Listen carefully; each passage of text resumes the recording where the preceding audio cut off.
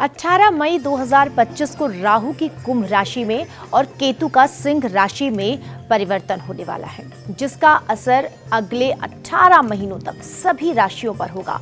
और ग्रहों का परिवर्तन यानी कि हमारे जीवन में उथल पुथल होना। नमस्कार, मैं शिल्पी मिश्रा आज आपको आपकी हर समस्या का समाधान दूंगी।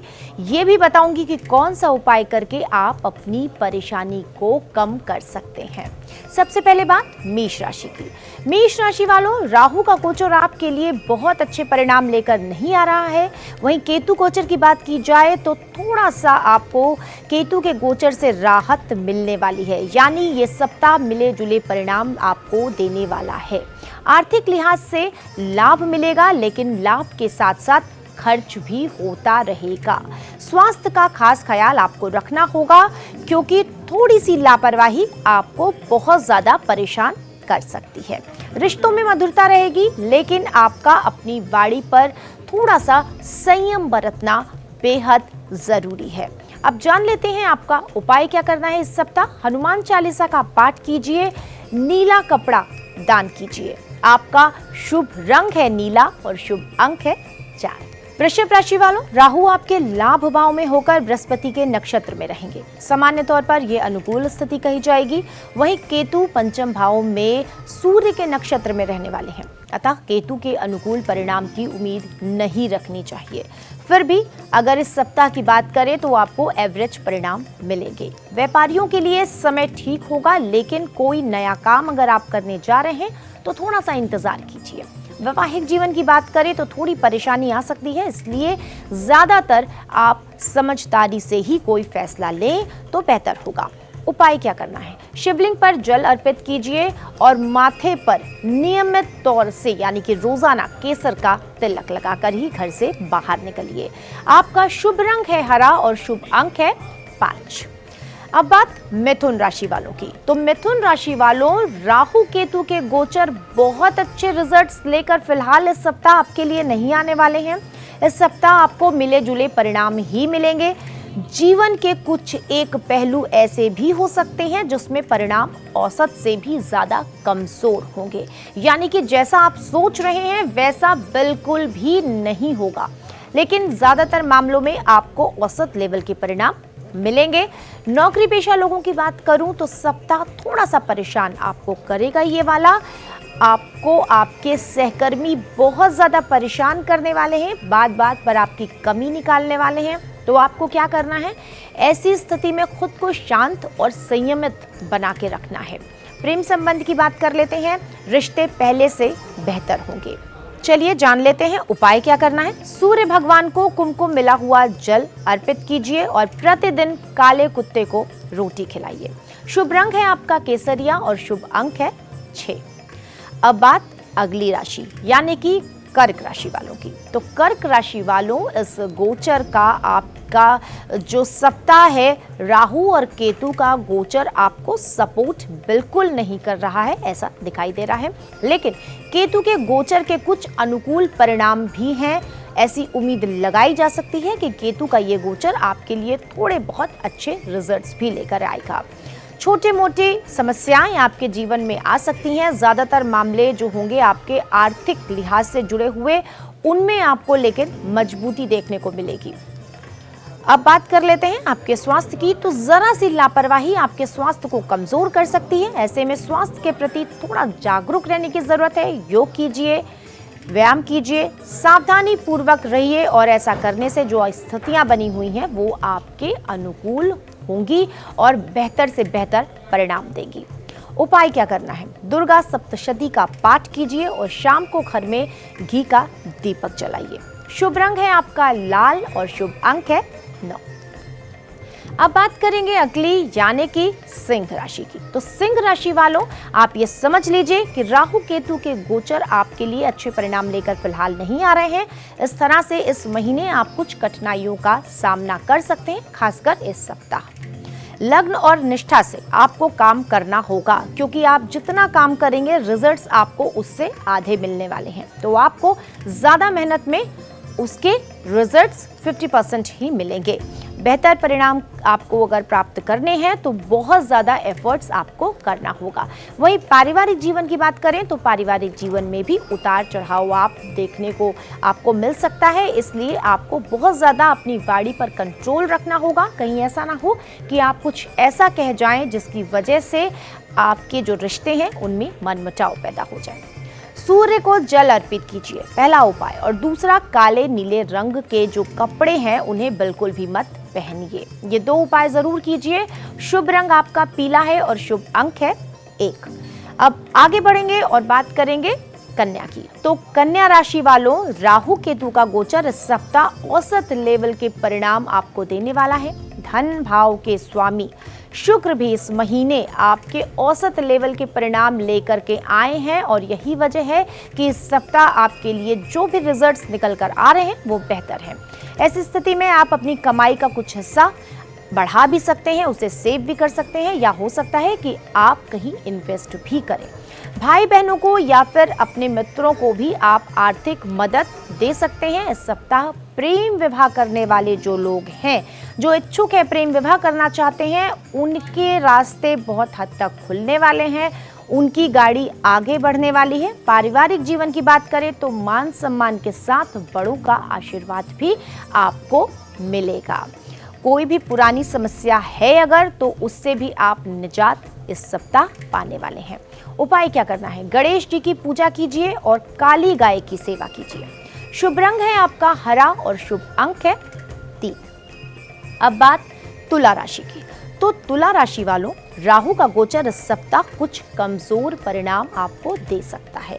वही बात अगर केतु के गोचर की करें तो हिस्से में कमजोर, तो वहीं दूसरे हिस्से में अनुकूल परिणाम लेकर आ रहा है केतु का गोचर। यानी कि केतु का गोचर आपके लिए मिले जुले परिणाम लेकर आने वाला है।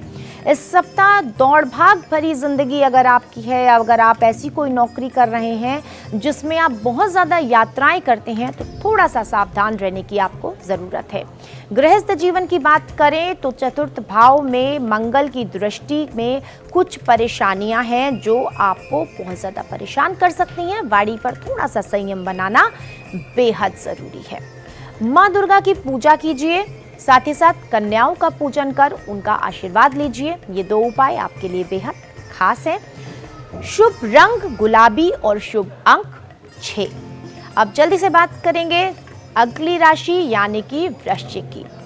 राहु का गोचर इस सप्ताह अनुकूल परिणाम देने में असमर्थ रहेगा, जबकि केतु का गोचर अनुकूल होगा।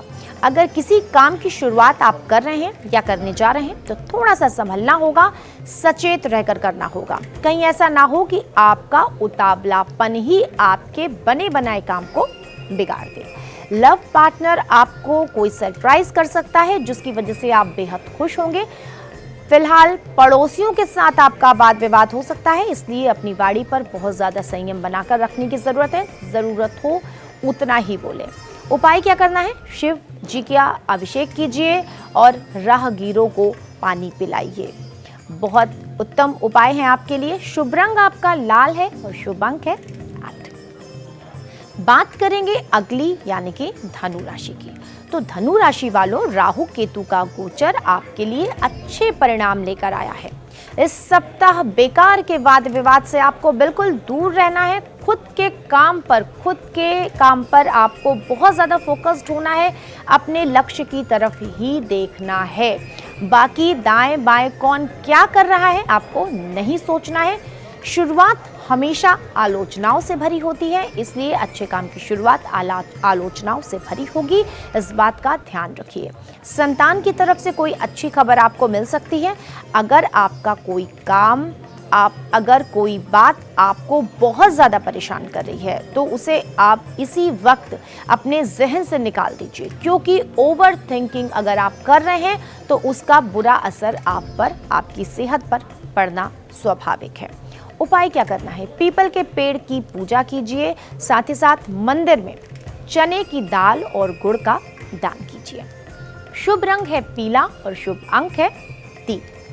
अब बात करेंगे मकर राशि की। मकर राशि वालों, राहु केतु का गोचर आपको ना ही बहुत अच्छे फल देने वाला है और ना ही आपके बने बनाए काम को बिगाड़ने का काम करेगा, यानी कि कोई बाधा भी ऐसी खास उत्पन्न नहीं कर रहा है।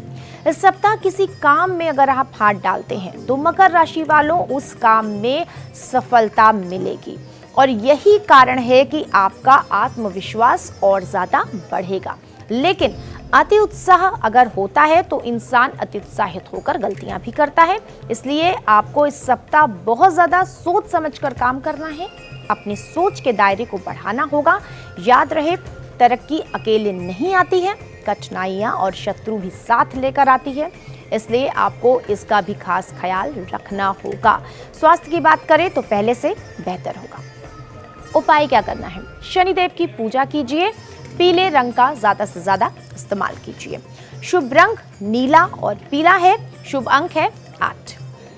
अब बात कर लेते हैं कुंभ राशि की। तो कुंभ राशि वालों, अगर देखें तो शनि, राहु और केतु के अलावा जितने ग्रह हैं वो आपके फेवर में हैं, इसलिए कुछ कठिनाइयां तो होंगी लेकिन आपको लाभ भी मिलेगा।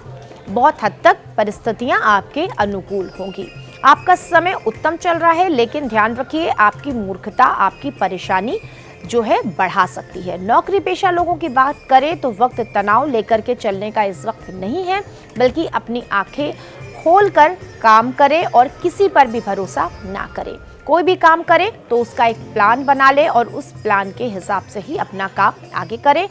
वाहन आपको चलाते वक्त बहुत ज़्यादा सतर्क रहना है और स्पीड बहुत संयमित रखनी है, ओवर स्पीडिंग नहीं करनी है। उपाय क्या है? गरीबों को वस्त्र दान कीजिए और अपने हाथों से पहली रोटी गाय को खिलाइए। शुभ रंग है आपका ग्रे और शुभ अंक है 7। आगे बढ़ेंगे, बात करेंगे अंतिम यानी मीन राशि की। तो मीन राशि वालों, राहु और केतु के गोचर की बात की जाए तो राहु का गोचर इस सप्ताह अनुकूल परिणाम देने में असमर्थ रहेगा, लेकिन केतु का जो गोचर है वो आपके लिए अच्छे परिणाम लेकर आ रहा है। अगर आप व्यापारी हैं, लेन देन से आपको फिलहाल इस सप्ताह बचने की सलाह है। स्वास्थ्य बिगड़ सकता है, लिहाजा खुद का बहुत ज्यादा ख्याल रखिए। पेट से संबंधित कोई परेशानी आपको परेशान कर सकती है, खाने पीने का खास ख्याल रखिए। शनि की 7.5 का आप पर असर होने की वजह से आपकी बेवजह की जो भागदौड़ है वो लगातार बनी हुई है। अब जान लेते हैं उपाय क्या करना है। विष्णु सहस्त्रनाम का पाठ कीजिए, जरूरतमंदों को सफेद रंग की वस्तु का दान कीजिए। शुभ रंग है सफेद और शुभ अंक है 2। अगर आपने अभी तक हमारा YouTube चैनल सब्सक्राइब नहीं किया है तो अभी कर दीजिए, बेल आइकन भी प्रेस कर दीजिएगा ताकि आपके लिए जो भी जानकारी हम लेकर आ रहे हैं वो सही समय तक आप पर पहुंच सके। आपका दिन शुभ हो। नमस्कार।